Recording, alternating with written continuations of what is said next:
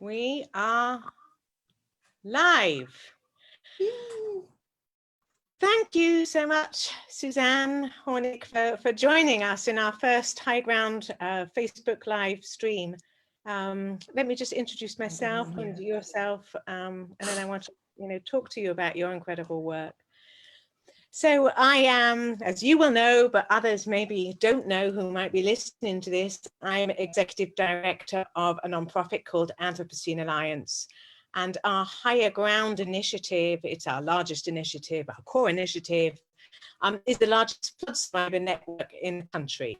And so we unite around 50 member chapters in 22 US states. And they are people just like yourself who are leading flood advocacy across the country. So I have with me Suzanne Hornick, and I invited Suzanne to this conversation because her work has been so inspiring.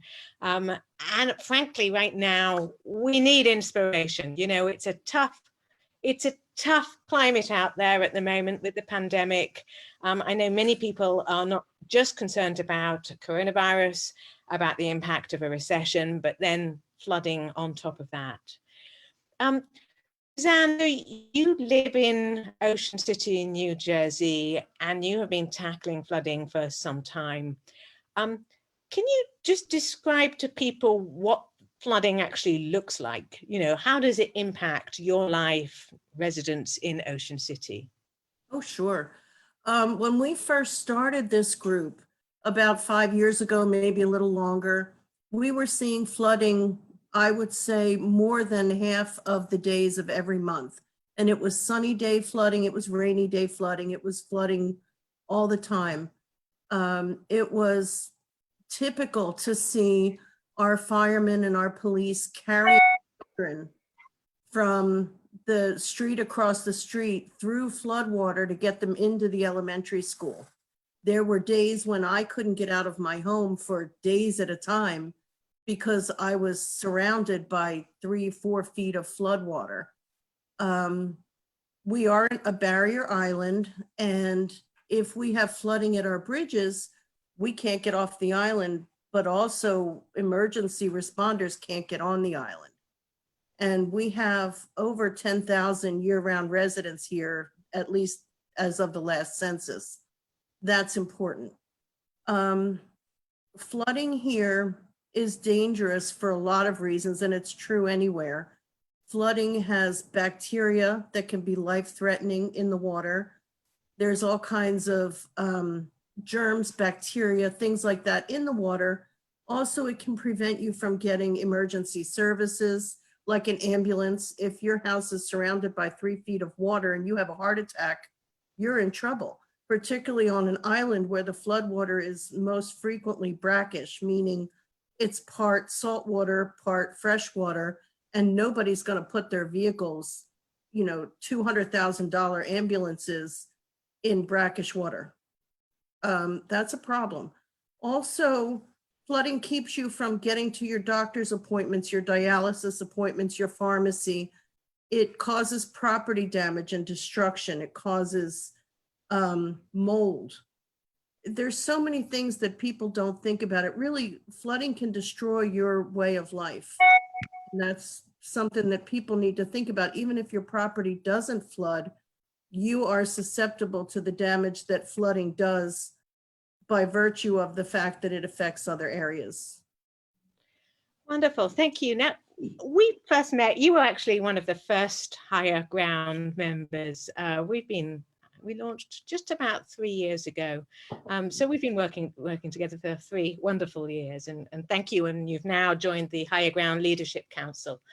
And I have this image. Early on, you sent me a video footage of you in a meeting surrounded by what I suspect was, and my memory was, largely men in suits. And you were not treated well. Can you just kind of describe what it felt like when you first got in this battle? Yes, that was one of our city council meetings. When we first started this fight with the city, I recognized early on that our flooding was not coming from the fact that we lived on an island. because of where the flooding was, I could see that. It was an infrastructure issue for the most part, other than something like Hurricane Sandy. So I would often go to city council meetings to say, look, you people are supposed to be taking care of our tax money. You're supposed to be taking care of your citizens, and you're not. And here's why, and here's the pictures. And the first time I approached our city council, they laughed. Another time I went, the video that you're referring to, one of the councilmen had made a derogatory comment about my group that was untrue, and I wanted to refute that. So I stood up to speak again. And our rule here is you're not allowed to speak on the same topic twice. So the president of city council, Tony Wilson, who by the way is up for re-election in a month, he thought that he knew what I was going to say before I said it, and gavelled me and had the police come and stand behind me and whispering to me to please sit down or leave the room. And I kept saying, but please let me finish. I'm not going to say the same thing twice. I want to refute this other councilman's erroneous statement. I don't want that out there as part of the public record. I want the truth out there. And basically they had me removed for trying to clarify an issue and assuming or presuming to know what I was going to say before I said it, which is major because I don't even know what I'm going to say before I say it. Wonderful. So I'm just going to hold temporarily and say, if people are watching this and their community is impacted by flooding and are seeking solutions, please join Higher Ground. So you'll no doubt seeing this on the Facebook group of Higher Ground. So join the Facebook group.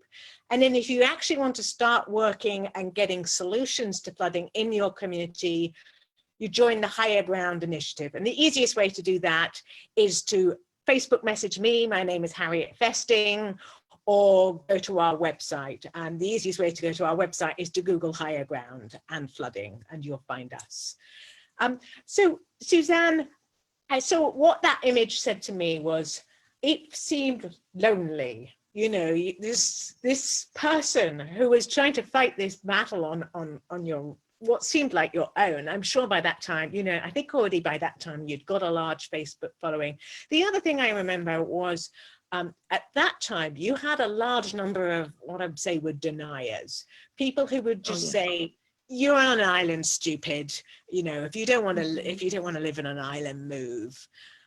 So tell us a little bit more about how you have, and I don't see those posts now. So tell us a little bit more about that journey of how you have kind of gone from this single woman being asked to leave the city hall meeting to multi-million-dollar investment in infrastructure. And the city might not say that it's because of you, but we know it was because of you. So tell me a little bit more about that.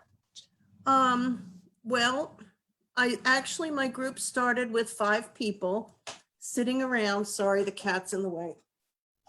5 people sitting around talking about how awful it was that I was at a dinner party and couldn't go home because there was floodwater on a beautiful clear night, but it was high tide surrounding my house. I could not go home. I had to stay at the host's house for hours, and we got to talking, and that's how the group started. It was 5 of us. I was the only person that flooded. The others just cared that somebody in their community was being put through this.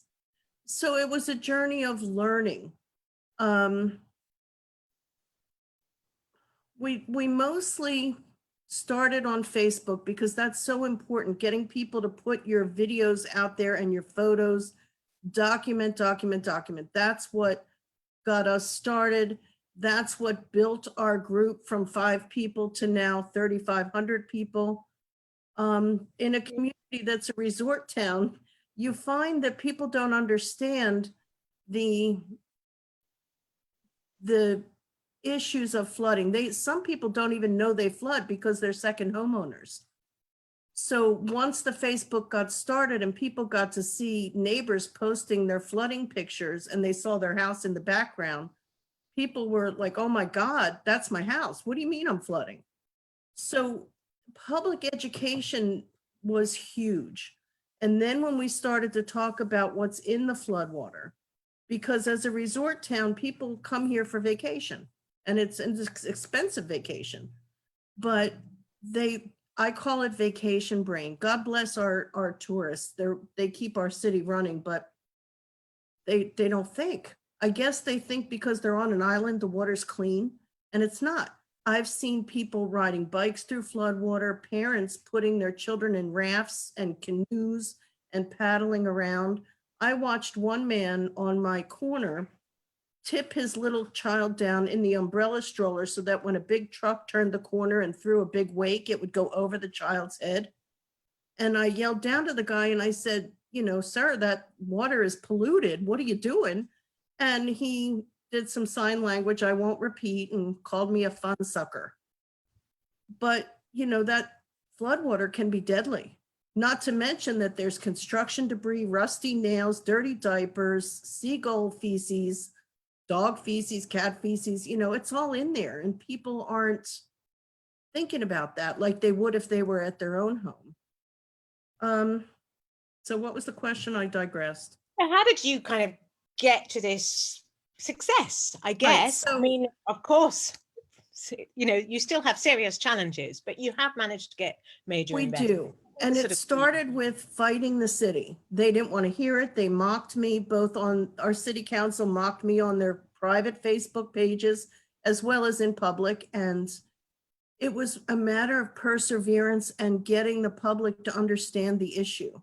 And we had to learn the issue and force the city to be accountable. I just kept going to the meetings and I had other people in our group go to the council meetings, which so people know are part of, no, turn that off. Turn the sound off. People understand that it's a long haul, it's a long process. You need to understand that the city is going to resist. We are a tourist town, as most barrier islands and coastal areas are, on the East Coast at least, I would assume on the West Coast also. The city doesn't want to put money, necessarily any city, they don't want to put money into infrastructure because that can't be seen by the tourists. They'd rather do things that you can visibly see. On the other hand, you know, people have rental properties here and they lose their income because their tenants can't get to the place because they're flooded. So we had a lot of public education, a lot of fighting with the city. But then I think one of the big turning points for us was we identified our problem. We identified what we needed to do to fix it. We contacted, well, I digress. I should also add that we got a lot of press to force the city, because it is a tourist town. We timed it right. I know that people are going to come down and open their homes on Easter weekend, typically, not now, but because our governor has asked people not to do that. But generally speaking, people open their homes on Easter weekend or the week before. So that Thursday, I had yard signs put up that said, fix our flooding now and no wake zone. And all of our members that wanted one asked for one, and we made sure they all went up on the Thursday before Easter weekend. So people would come down on Good Friday, and we had 200 signs up all over the island saying, fix our flooding. That forced the city, and of course that got press, local press and press from the Philadelphia media, and that's not what the city wants. So essentially, I feel like we kind of backed them into a corner. But then the turning point came when I merged my group with you and Higher Ground, before it was Higher Ground. And you helped me learn to navigate other larger groups that could back me up, that could teach me what I didn't know. Because you don't know what you don't know. But through Thriving Earth Exchange and the Sea Grant Consortium and work with our hydrologist that works with us pro bono, I understood more clearly exactly what the problems were and what solutions we needed as an island to make our quality of life the best it could possibly be. Then, can I just interrupt on that? And could you just explain to people very briefly what Thriving Earth Exchange, what that meant, you know, hydrologists, etc., people who've never heard of any of this? Thriving Earth Exchange is a group that you have connected all of your flooding groups with who want it. And they are a group of scientists that are worldwide, I believe, if not just the United States, I believe they are worldwide.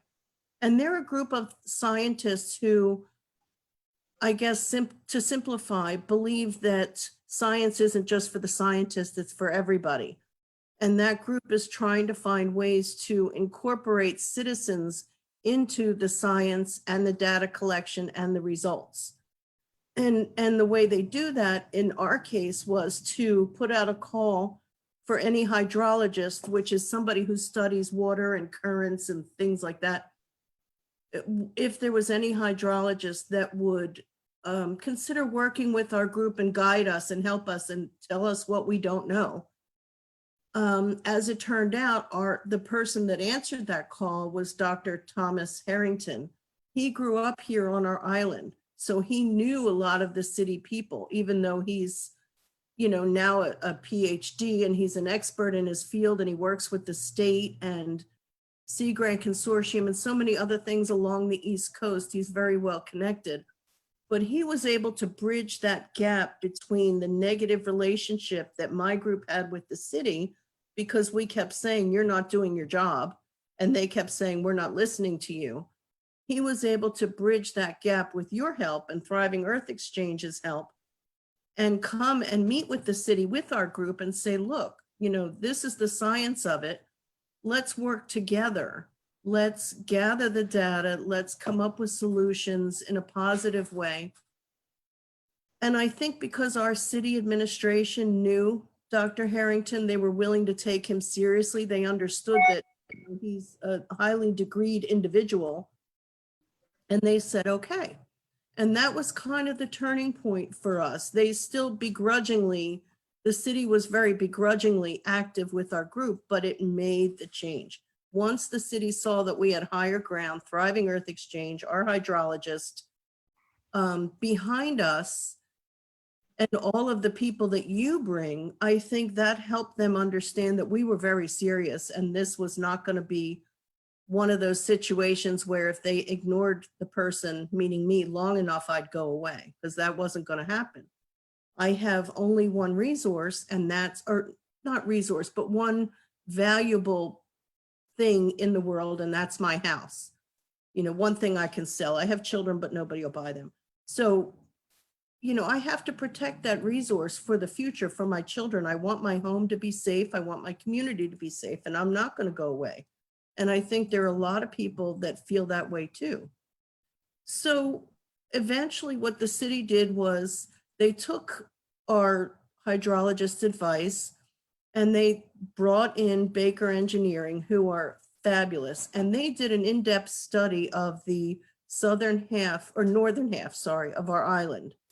And they came up with solutions that would work for everybody, that some of it was cutting edge, some of it was old school, but essentially what they found, and this is so typical for a lot of shore towns on the East Coast specifically, is that our stormwater infrastructure was put in maybe 100, 150 years ago. It was 4-inch clay pipes, most of which has long since disintegrated.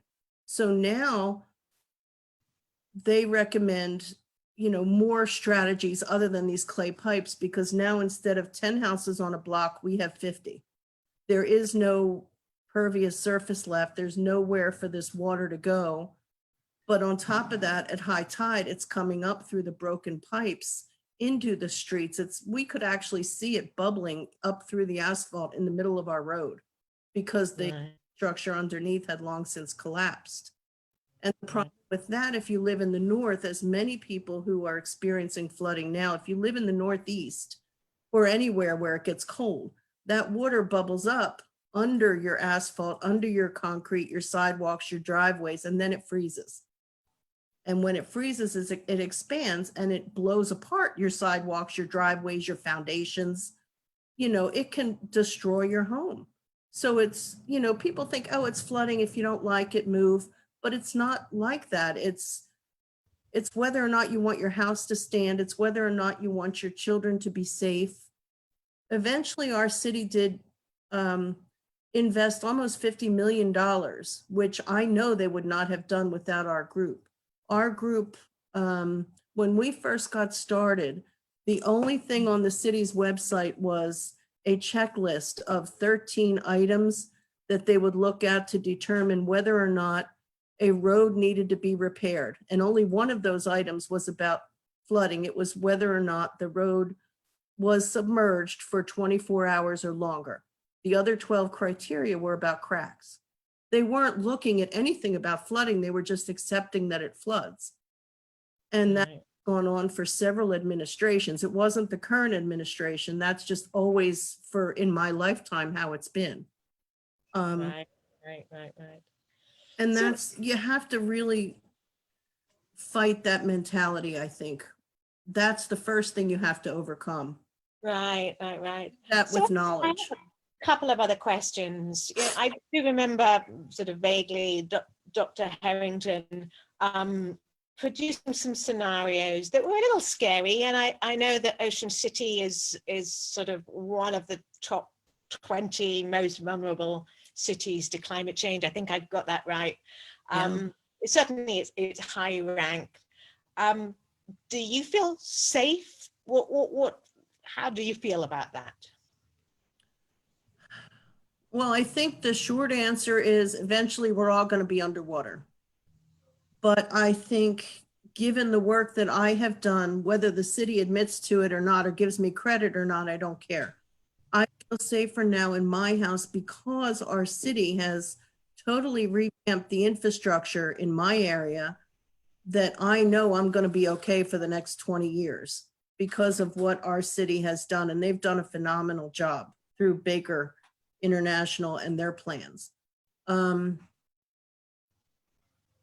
rest of there's other parts of the island that are still in danger, and that worries me. We're a small island. We're only 7.5 miles long and only about 1.5 miles wide.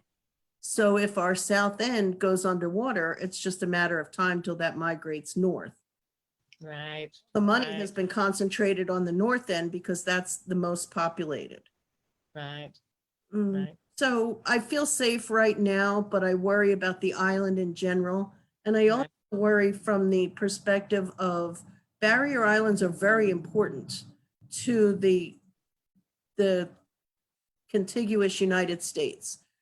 The barrier island serves a purpose. And if we're not good stewards of that island environmentally, we then damage our environment, and that damage is going to creep north, south, west, possibly into the ocean, and that's something we need to think about too. When we have flooding, everything that's on our properties, when the flooding goes away, it goes into the ocean and the bay, whether it's pesticides, insecticides, herbicides, bacteria, dirty diapers, plastic buckets and shovels.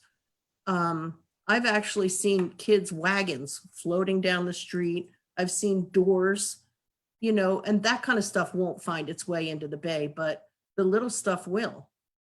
Right. And that's something we need to be cognizant of as well. And I have to give our island a lot of credit for being aware of that. And they are installing nets on the outside of a lot of our check valves to make sure that that stuff gets caught. Soda cans and things like that before it hits our waters. And that's, our city did not do that at my prompting. They're just doing it, and it's the right thing to do. But that's a technology not every town. Right. And my last question really is around higher ground. As I mentioned, you very kindly volunteered to join the Leadership Council for Higher Ground. We've had one meeting and we'll be having many more. Do you have sort of thoughts about, I suppose, the benefits of higher ground, where it might go? Any thoughts, observations around this? What I see, and I believe you also see, is this sort of incredible network of interesting, largely women, flood survivor advocates who are trying to push for action in their city. It's innovative. It's brilliant. Higher ground is the impetus for the success of most of the flooding groups, as far as I've seen over the last 3 years. Higher ground provides education to the group leaders. we learn something every month, whether it's green infrastructure or legal recourse or anything. There's so many different things, how to use technology, all of the things that Higher Ground brings to each individual group makes us all stronger. But also Higher Ground, I see advocating for flood victims and survivors nationwide. And that's a big deal. You know, AARP advocates for the senior citizens and the Child Welfare League advocates for the children, but there is nobody advocating for flooding victims. And we flood all over the country. People don't realize that there's flooding going on in the Midwest and the East Coast, the West Coast, the North, the South. So Higher Ground is bringing us all together to share our resources, but also to help each other and to help other people that come along that say, hey, wait, I'm having that problem too. So it's basically putting everybody together, putting the resources in a place that's easily accessible, and education and training and support, which is huge. Like me, there were so many times where I just wanted to quit. You know, I get tired of people mocking me and being mean to me and saying horrible things, but I had you and I had the other Higher Ground members saying, but you can do this. Keep remembering your goal. Your goal is to fix this for your community, to make your community better than it already is. Don't forget that. And sometimes that makes the difference between success and failure, is just having somebody like Higher Ground have your back. Wonderful, thank you. One of the things that I've loved so much about Higher Ground is the way the leaders on Facebook constantly supporting each other, or joining each other's groups, cheering them along, fighting back the enemy. So wonderful. Thank you so much, Dan. Really appreciate it. And, anytime. Love working with you and love to continue to work with you. Me too. And I hope people will join Higher Ground. And if they have any questions, they can find me at Ocean City, New Jersey Flooding on Facebook. Wonderful. Thank you. Bye. Bye.